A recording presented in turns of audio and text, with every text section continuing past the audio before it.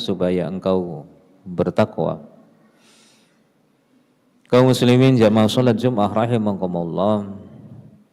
Bentuk pengabdian kita pada bulan Ramadan ini adalah dalam bentuk kita berpuasa.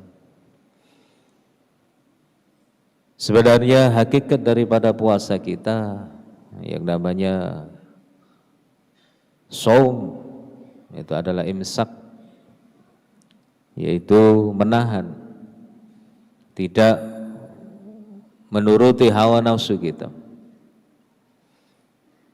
Karena memang kita diciptakan oleh Allah Subhanahu wa taala dalam bentuk yang sempurna, yang semua serba ada. Dalam surat At-Tin disebutkan, wa laqad khalaqnal insana fi ahsani taqwim tsumma radadnahu asfala safilin. Sesungguhnya benar-benar kami telah ciptakan manusia dengan sebaik-baik penciptaan, penciptaan yang sempurna. Namun sayang sebagian dari mereka kami kembalikan kepada tempat yang serendah-rendahnya, yaitu orang-orang yang tidak mengikuti aturan, tidak mengikuti apa yang menjadi kewajiban dan melanggar larangan-larangan yang sudah ditelang oleh Allah Subhanahu wa taala. Kita ibaratkan manusia ini adalah makhluk yang terakhir yang diciptakan oleh Allah Subhanahu wa taala dengan berbagai macam bentuk yang disatukan menjadi satu, menjadi manusia. Ada unsur malaikat di dalam diri manusia, ada unsur syaitan ada di dalam diri manusia berupa nafsu, ada unsur hewani yang ada di dalam diri manusia. Hewan banyak terbagi, ada dua, yaitu yang rumangkang, yang hanya menuruti hawa nafsu. Ada yang jatuh galah, yaitu hewan yang selalu memberikan gangguan kepada orang lain. Sedangkan malaikat diciptakan dengan penuh ketaatan yang luar biasa. Jin, syaitan diciptakan dari api yang selalu menuruti hawa nafsu dan cenderung melakukan kesalahan, bermaksiat kepada Allah Subhanahu wa taala. Dan manusia itu ada semua di dalam makhluk-makhluk yang diciptakan. Bahkan ada seorang filosof yang mengatakan al-insan hayawanun natiq. Manusia itu adalah hewan yang bicara. Manusia itu adalah hewan yang diberikan otak.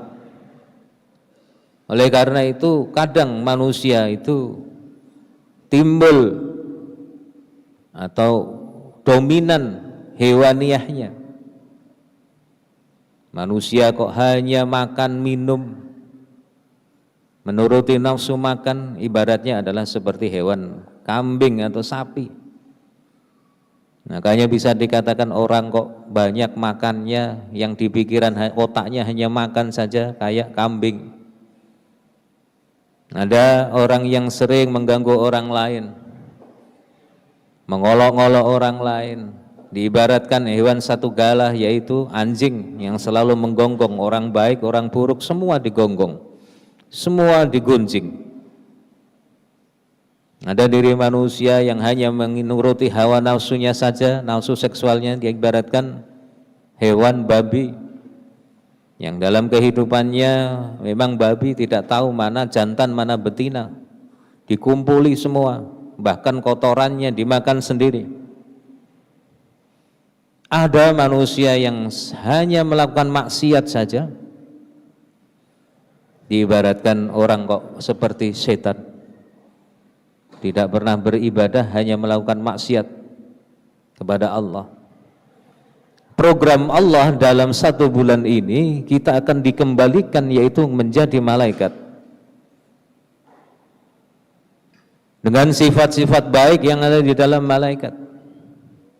Kalau kita belajar waktu kecil dulu, wal malakul ladzi bila abi wa la akla la syurba wa la nauma lahum Dalam kitab Aqidatul Awam kita tahu malaikat tidak berayah, tidak beribu. Manusia juga ada, Nabi Adam tidak berayah dan tidak beribu. Siti Hawa berayah saja tidak beribu. Nabi Isa beribu saja tidak berayah. La akla la syurba wa la nauma lahum, tidak makan, tidak minum dan tidak tidur. Lalu kenapa manusia tidur? Karena ada unsur hewaniyah di dalamnya. Unsur hewani ini yang dominan, yaitu jasmani kita. Kalau kita seperti jin dan malaikat mungkin hanya roh saja, tidak terbebani atau terperangkap di dalam jasmani kita, sehingga jasmani ini butuh makan, butuh minum, butuh istirahat. Inilah penciptaan daripada manusia, dan pemrograman itu diprogram selama 1 bulan supaya kita menjadi seperti malaikat, sehingga akan membentuk manusia-manusia yang takwa. Ada dikatakan manusia derajatnya melebihi malaikat karena manusia selain dilengkapi akal juga dilengkapi hawa nafsu. Apabila manusia bisa mengalahkan hawa nafsu, maka manusia akan melebihi derajatnya, melebihi malaikat. Adapun apabila akalnya kalah dengan hawa nafsu, maka bisa dikatakan manusia derajatnya lebih rendah daripada hewan. Karena malaikat hanya dikasih akal, tidak diberikan hawa nafsu, wajar kalau dia taat. Hewan hanya diberikan hawa nafsu, tidak diberikan akal, wajar kalau dia maksiat. Dan manusia di antara itu,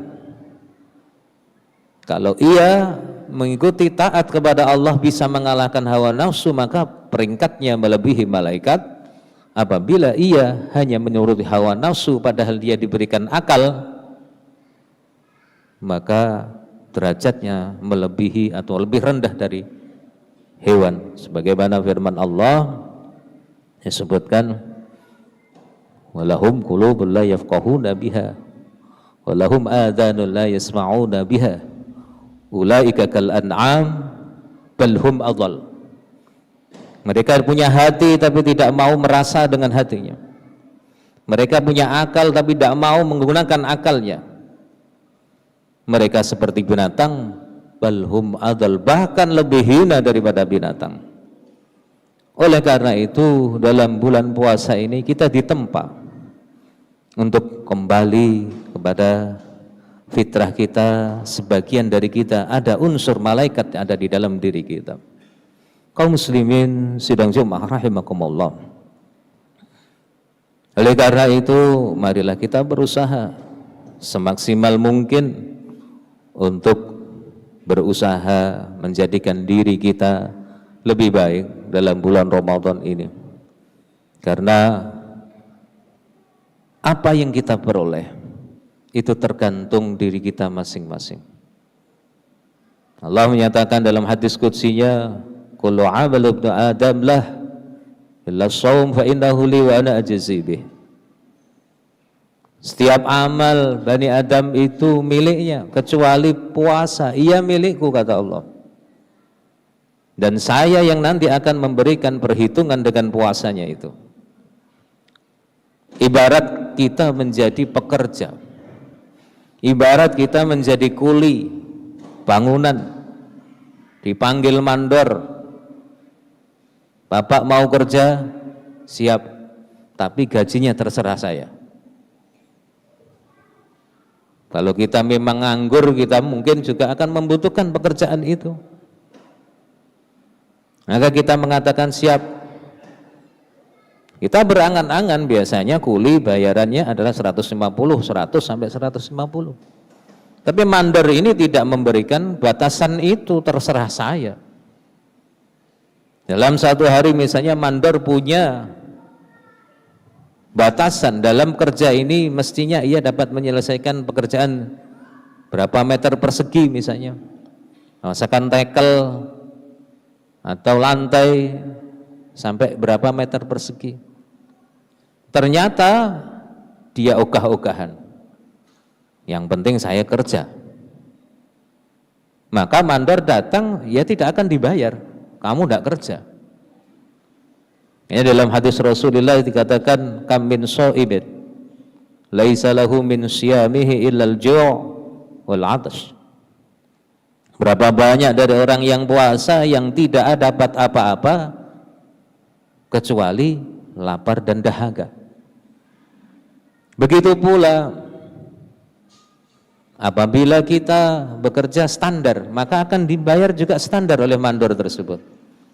Puasa kita, puasa yang awam misalnya atau khusus misalnya, akan diberikan sesuai dengan standarnya. Namun apabila dalam puasa kita melebihi target yang ditetapkan oleh si mandor, yang mestinya 5 meter persegi, kita bisa menyelesaikan 10 meter persegi, maka mandor akan mengapresiasi kita dengan bayaran yang lebih. Begitu pula dalam berpuasa ini, akan ada bayaran-bayaran yang lebih, karena ini adalah ibadatus sirri, ibadah yang rahasia, yang kita tidak bisa menilai ibadah seseorang dari fisiknya. Tadi dikatakan fa innahu li, kata Allah itu milikku. Sirri, tidak bisa orang menilai puasa seseorang itu batal apa enggak, sukses apa enggak, tidak bisa. Maka Allah juga akan memberikan keistimewaan secara sirri pula. Dimasukkan surganya Allah dengan cara sirri, sebagaimana disabdakan Rasulullah sallallahu alaihi wasallam, annahu qala idza kana yaumul qiyamati yaji'u qaumun lahu ajnihatun ka ajnihatit tayr fayatiruna biha ala haitanil jannah fayaqulu lahum khazinul jannah man antum. Rasulullah bersabda, ketika hari kiamat nanti akan datang kaum yang mempunyai sayap seperti sayapnya burung,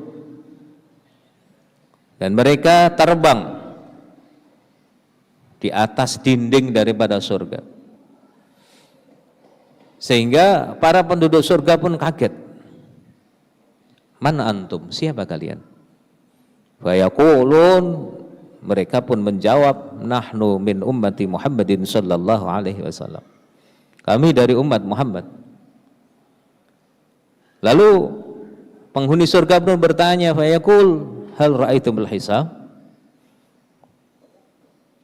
kalian tadi berhenti untuk dihisab?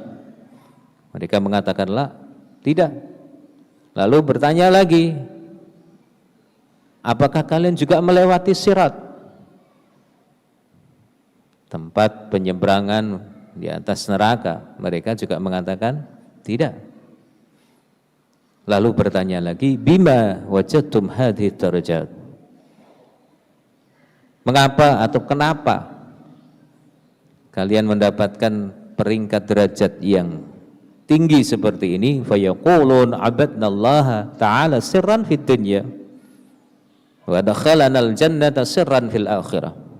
Dulu kami sering untuk beribadah secara sirri di dunia, beribadah kepada Allah dengan cara rahasia, tanpa riya, tanpa takabbur, tanpa sum'ah, tidak ingin didengar, tidak ingin menyombongkan diri, tidak merasa tinggi hati.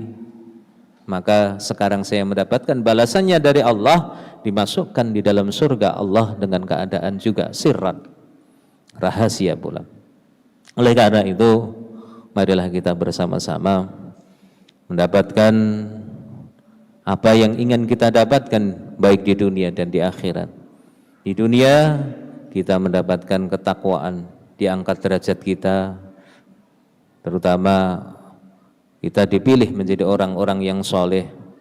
Minimal kita diberikan keistimewaan dengan puasa itu.